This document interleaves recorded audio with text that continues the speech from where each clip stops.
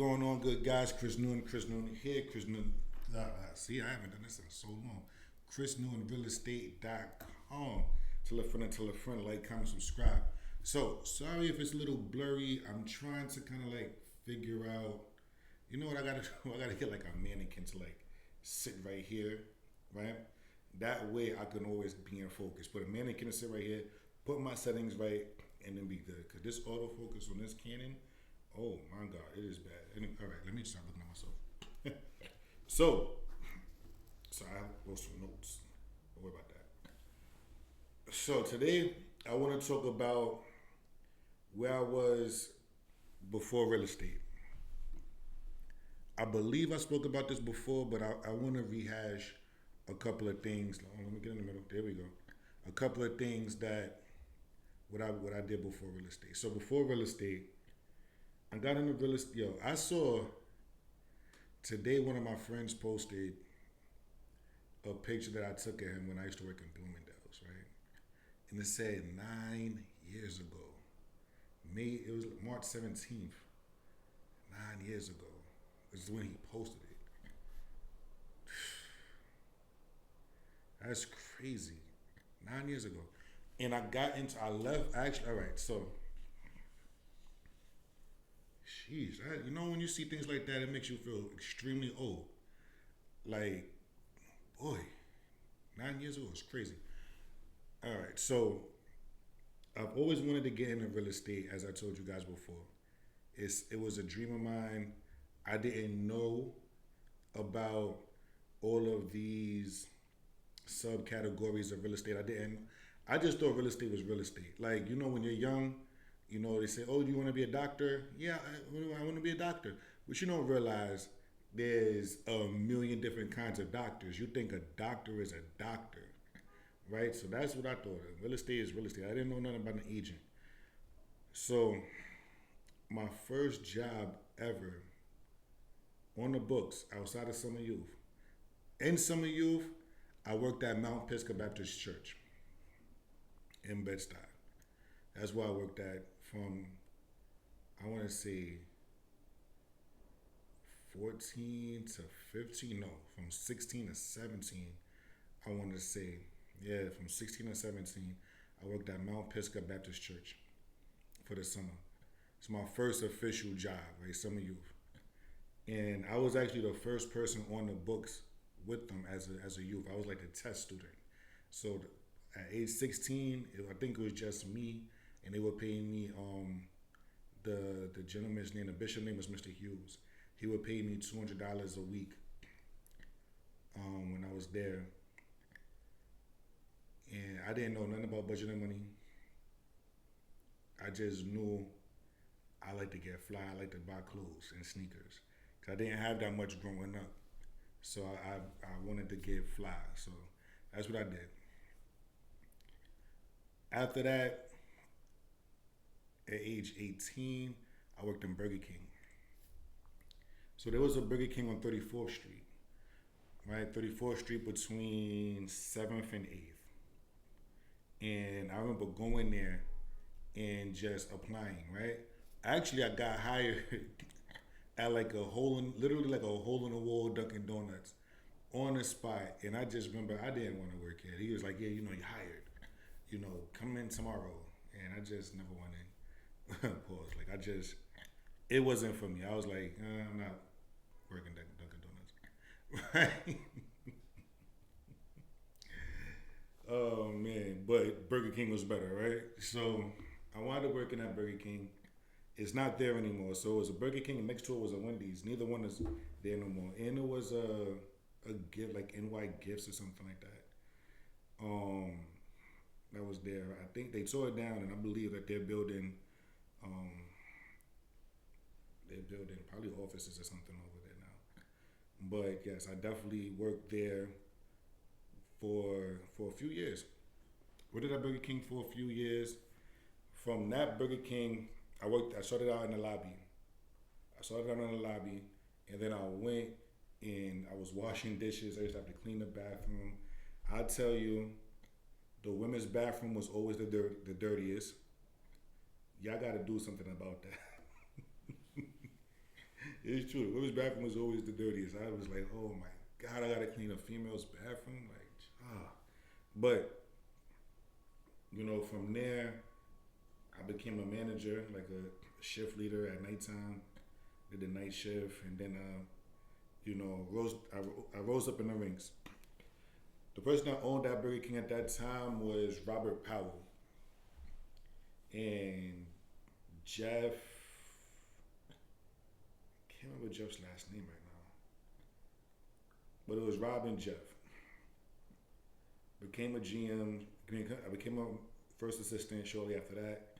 From there, I became a general manager, and from the general manager, I started training to become a district manager. I did that for 8 years.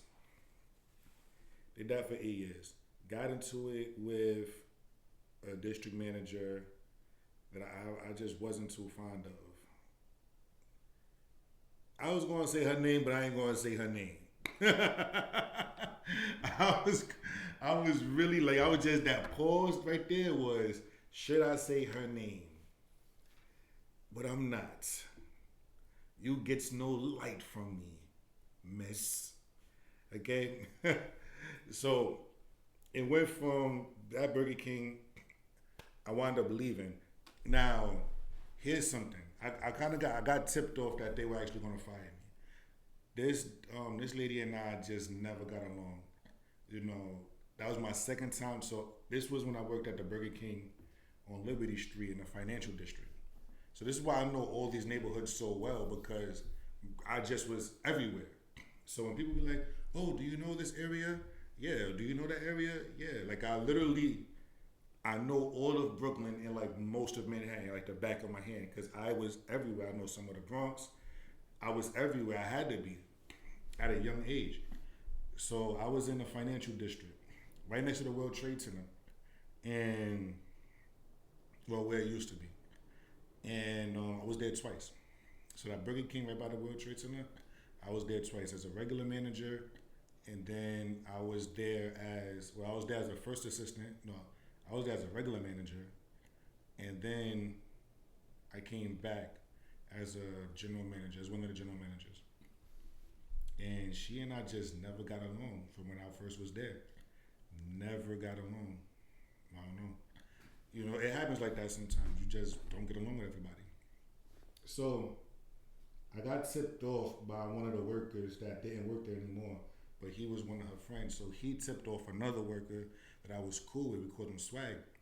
And Swag came and was like, "Listen, I just ran into Ty, and Ty told me such and such and such and such. Get your ducks in a row." And I was like, wow. Like, she told him directly, and he told Swag to tell me.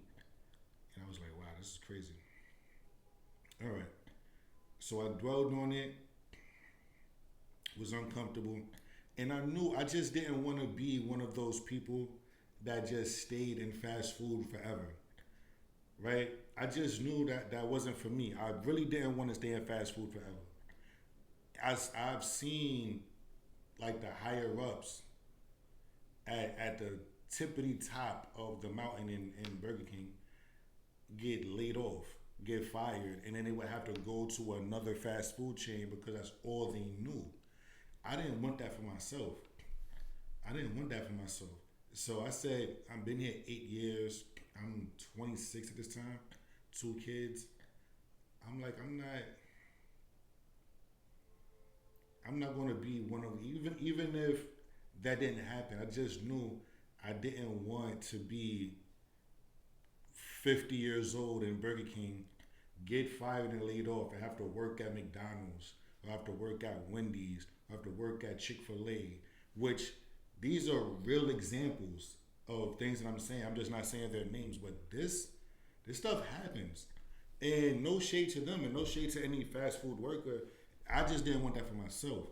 I was tired of counting ketchup every Sunday for inventory. Like, I was tired of, like, all right, so this is a half a thing of soda, like putting your hand into the soda to try to feel if it's halfway, quarter way, if it's almost done, if it's 3/4, like to do it on the weekly and then the monthly. Oh my gosh, the monthly, you had to go crazy. Like, you had to count paper, like how many bags do we have? And I was tired of doing it. I was tired of smelling like grease. You know, your pants all shiny. You know, like your pants is all shiny because the grease from the fryer is going up.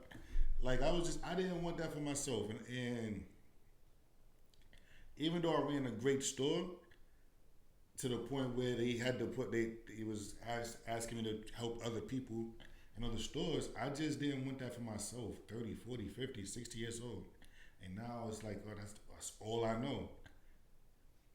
So I said to myself, I think I was in the car. I left the house one time and I was in the car and September 18th just came to my mind. God just told me September 18th. So now it was two gyms. It was myself and a young lady that was there named Sylvia, and we were expediting. She was next to me. We were cool, and I just said September 18th. She's like, September 18th. I'm like, yeah, September 18th. She was like, what is that? What does that mean? That's when you're leaving? I said, yeah. She was like, why that date? I'm like, I don't know.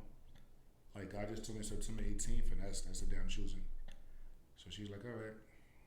Now, this right here is when it gets crazy because I've been in Burger King. I'm probably 25, 26 at this time, 8 years. So from 18 to 26, this is all I know. But I just knew I didn't want to go to fast food. But I'm nervous now because now I put it out there. Now she has to tell the lady, right, that I'm not going to be there any longer and so on and so forth when my last day is. So now I'm applying like a madman, applying.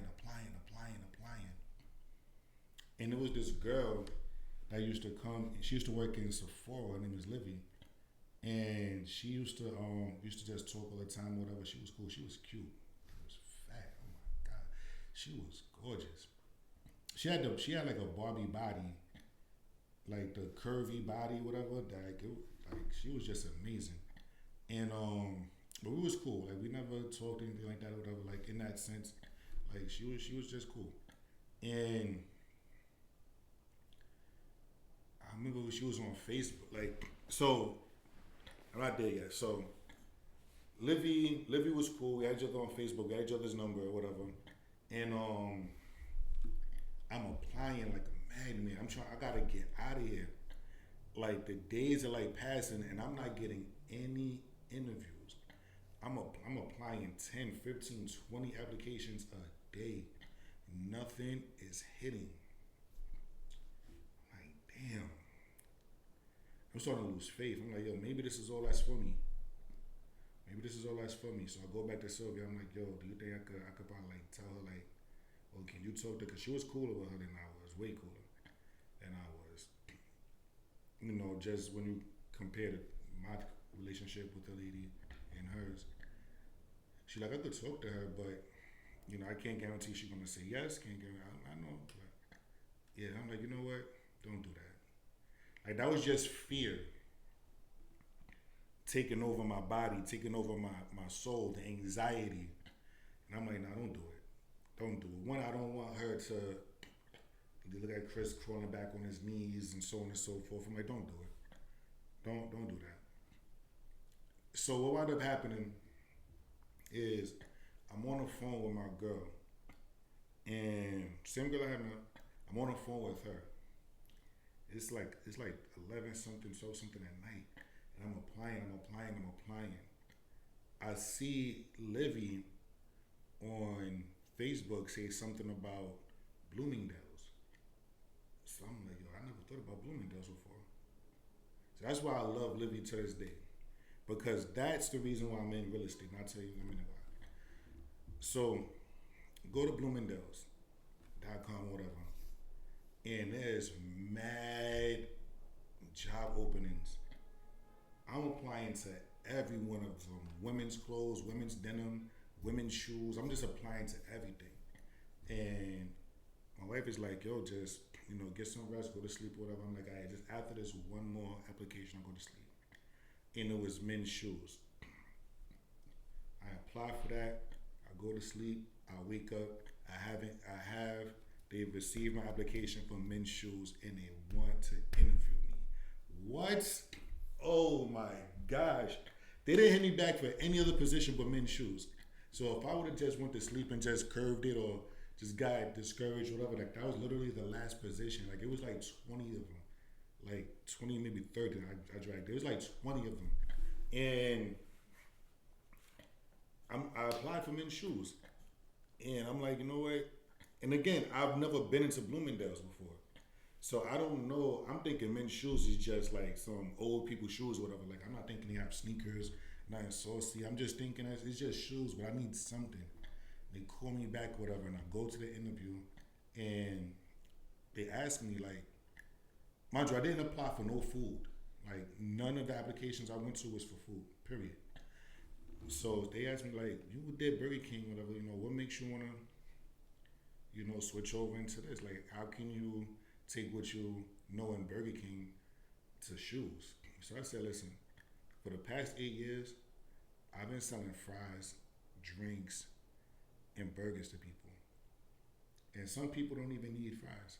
We had something called an average check, where that's basically the average amount that somebody spends at your restaurant. We had an average check of about $5 before, $4 or $5. I got that up to $5.50, $6.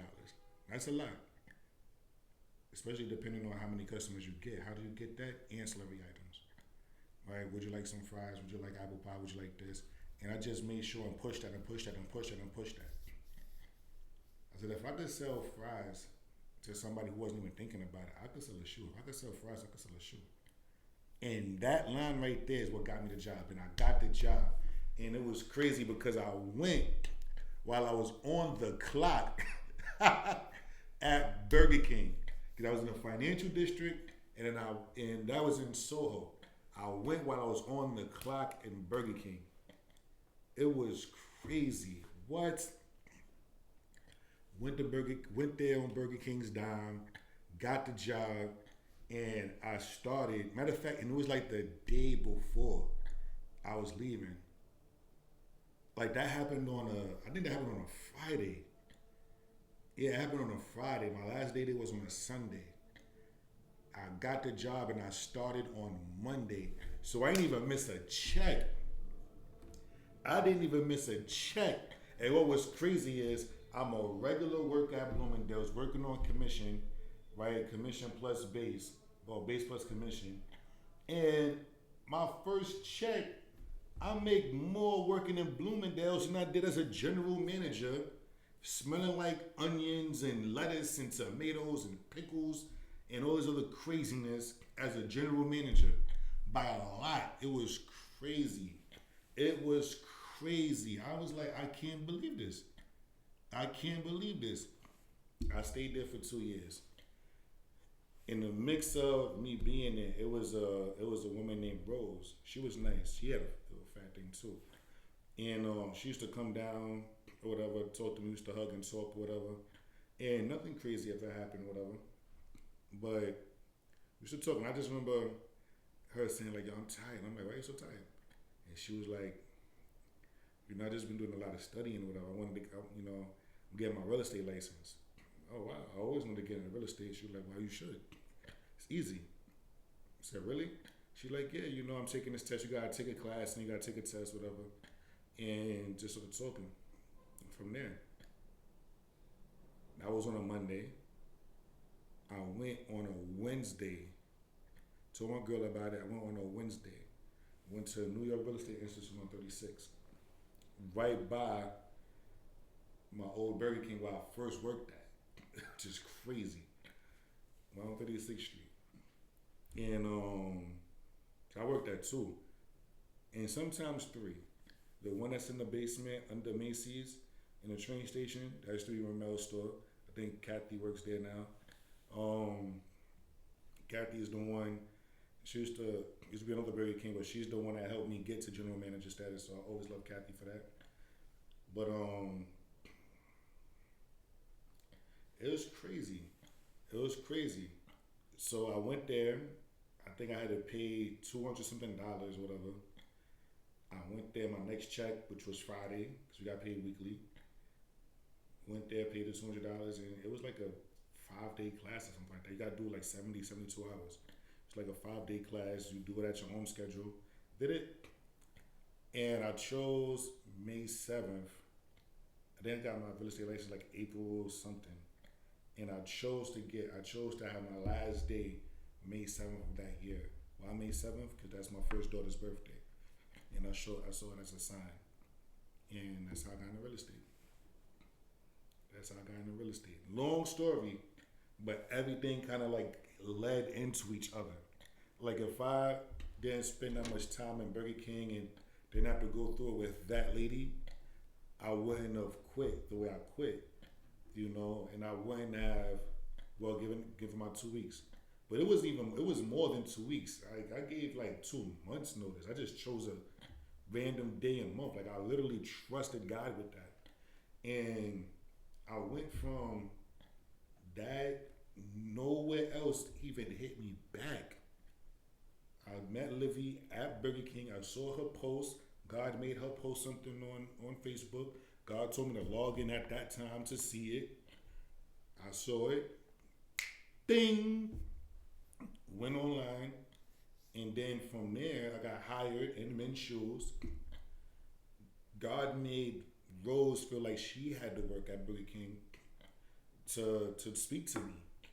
Like we could have never had the relationship we had. Like we wasn't the closest. We was cool, or whatever, but we wasn't the closest. She wasn't my like friend or whatever. Like she was a cool associate with a nice butt. And we never had that conversation. Who knows if I'd be here? I was doing well in Bloomingdale's. I was one of the highest. I broke records. I broke the highest record for applications, for credit card applications in a day. Um, I think I had like 91 or something like that. It was like crazy. Like I wowed out that day. I broke the record for highest sales in men's shoes and in men's clothes. Period. Like in men's period or whatever. Like I was doing well. At that time I was a legend. They couldn't tell me nothing. I go in that Bloomingdale's now. Nobody remember me, but well, a couple people do. But I was a legend. So I probably wouldn't be here right now. I'd eventually got into real estate. I believe that. I don't know.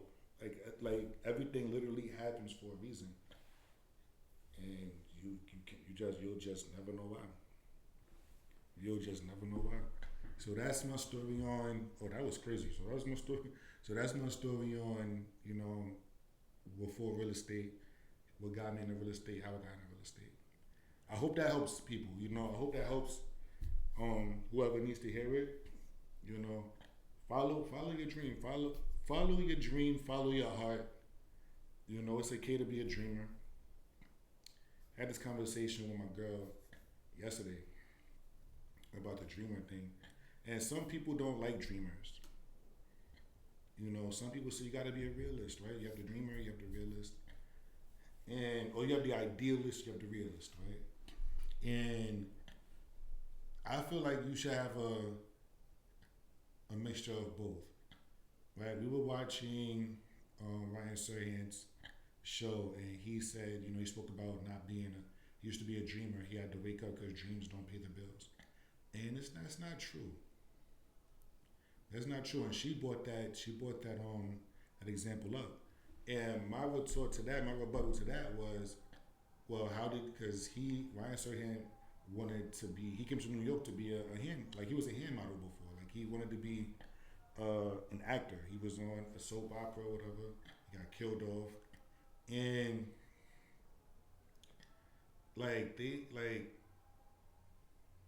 he had to stop that to be in real estate. So she's like, Ryan Serhant said that, and I felt that. I was like, yeah, but how did you hear Ryan Serhant say it? Because we was watching him on TV. His dream of being on TV and being a star on TV still came true. God gives you dreams for a reason. And I know it sounds super cliche, but it's true. God gives you your dream for a reason. because you're supposed to see it, not nobody else. It's your dream, so you follow it. Sometimes, yeah, you have to be delusional. You have to be delusional. When everybody else would give up, you shouldn't, because it's your dream, it's your vision. Like he literally put that vision in your head for a reason. Go for it. Go for it. I'm a dreamer. I'm a dreamer. Real estate isn't the easiest business to be in. It's not. Especially when you're not I will say it all the time, when you're not the whitewashed guy, when you're not the person that's, hey Bill, hey Bob, and so on and so forth. Like, it's not the easiest career to be in. It's really not. It's difficult even for them, but it's just not the easiest career to be in. You literally have to love it. You literally have to want to follow your dreams to keep at it, you know? And just giving up because it's tough, what won't you give up on? If you give up on your dreams, what won't you give up on? Right? Like, that's a tough question. But if you will give up on your dreams, you would give up on your kids, you would give up on your relationships, you would give up, you would just give up. Like, you'll probably fight for some stuff, but you didn't fight for your dreams. Like, I don't want to be with no, like, you gotta fight for your dreams. You have to. You have to fight for your dreams. Like, without your dreams, what is there?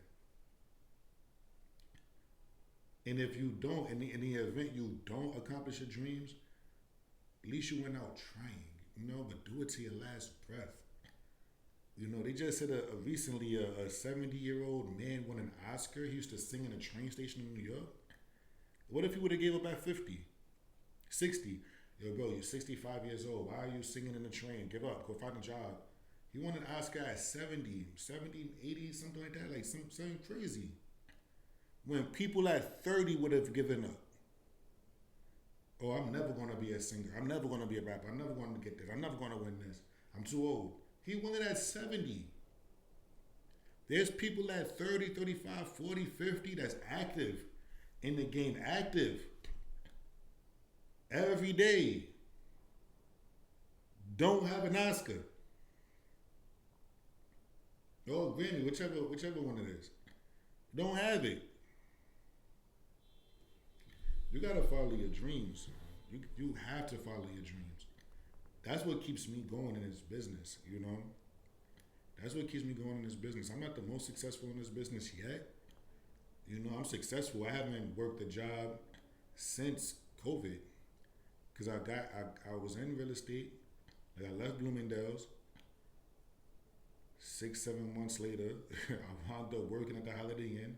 Again, I didn't want to go from retail to retail, so I went into hospitality. Worked on my hospitality skills as well while I was there. It was miserable while I was doing it, because that's not what I wanted to do. And just did what I was supposed to do. I left there and went into, once COVID happened, I never went back to work. I stuck it out.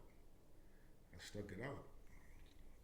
You have to follow your dreams. If for nothing else, for your own satisfaction, to know that you tried your hardest. To your last dying breath, you tried your hardest. I talk a lot about legacy. I talk a lot about